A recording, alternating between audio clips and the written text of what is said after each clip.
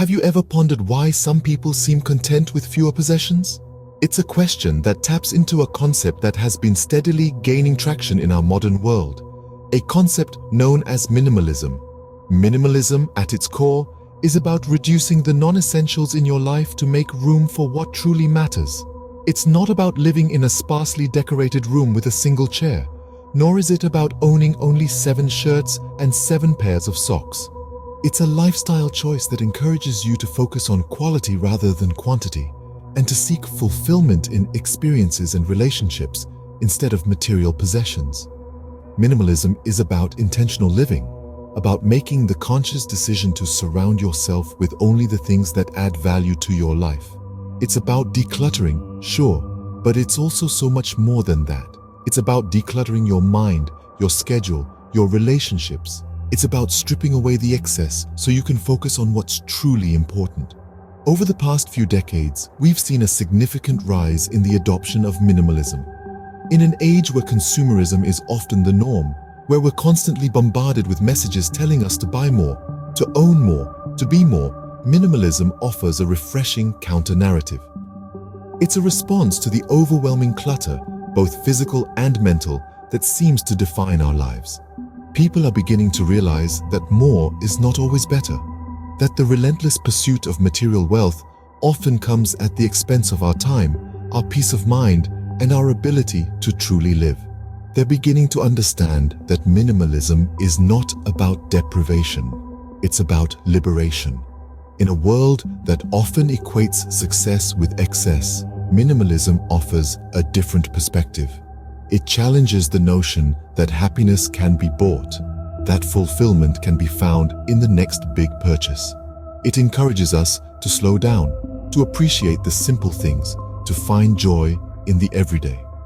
Minimalism is not about having less, but making room for more time, more peace, and more life.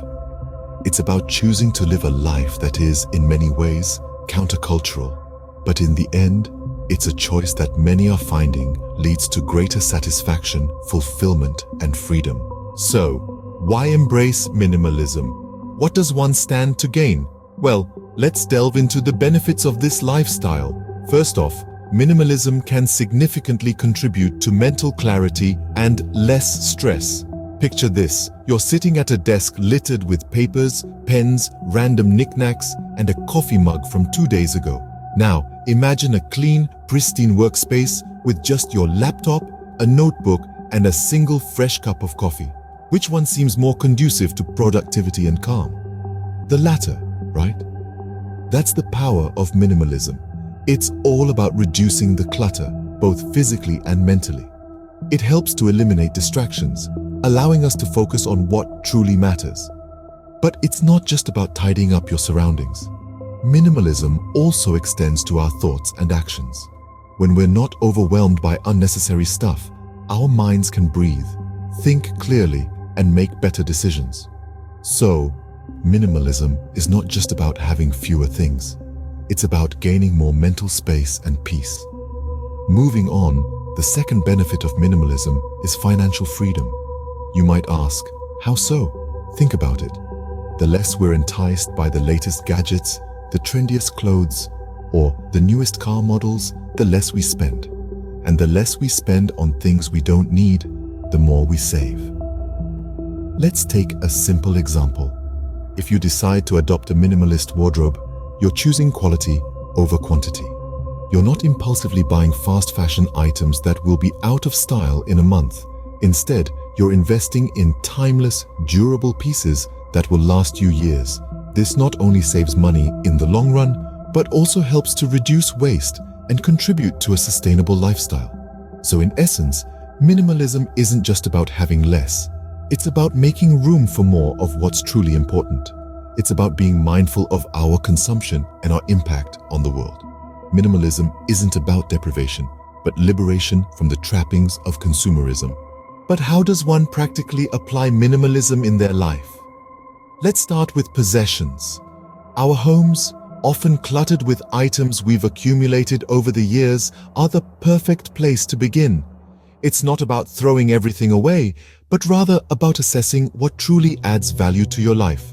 For instance, a bookshelf bursting with books may seem like a treasure trove to some, but if you've not touched half of them in years, perhaps it's time to donate those to someone who will find them useful. The same could be applied to your wardrobe, kitchen utensils, or any other area in your home.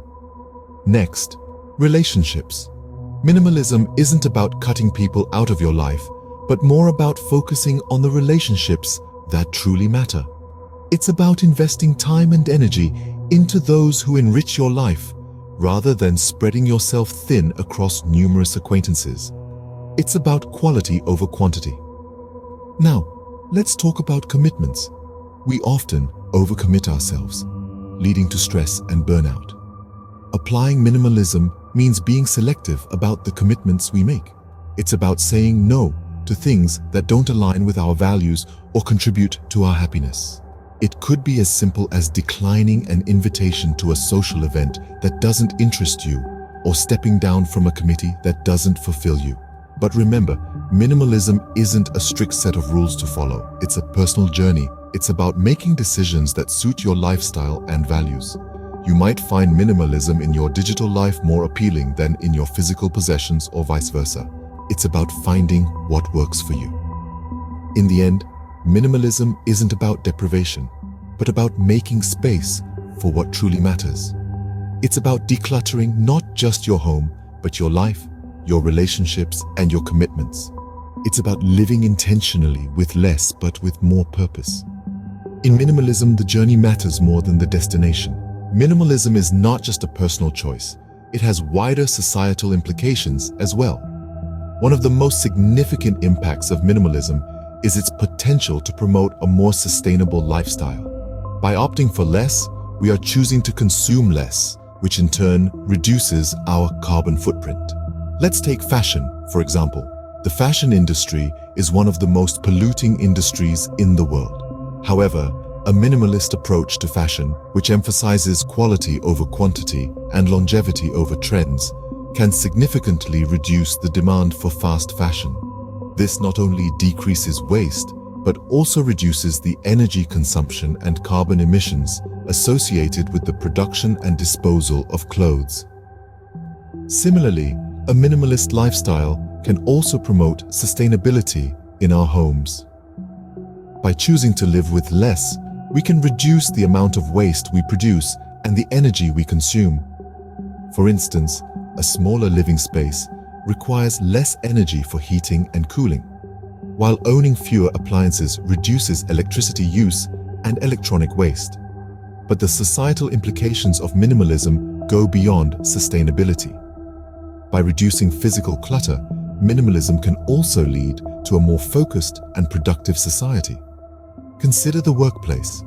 A clutter-free environment can enhance focus and efficiency, leading to increased productivity. A study published in the Journal of Neuroscience revealed that clutter competes for our attention, resulting in decreased performance and increased stress. Similarly, in education, a minimalist approach to classroom design has been shown to improve students' focus and engagement. By removing unnecessary distractions, students are better able to concentrate and absorb information. So you see, minimalism is not just about decluttering your own life. It's about creating a ripple effect that can lead to significant societal change. By choosing less, we can do more. More for our planet, more for our society, and more for ourselves. Minimalism, when embraced by many, can lead to a more sustainable and focused society. Let's take a step back and reflect on what we've learned about minimalism.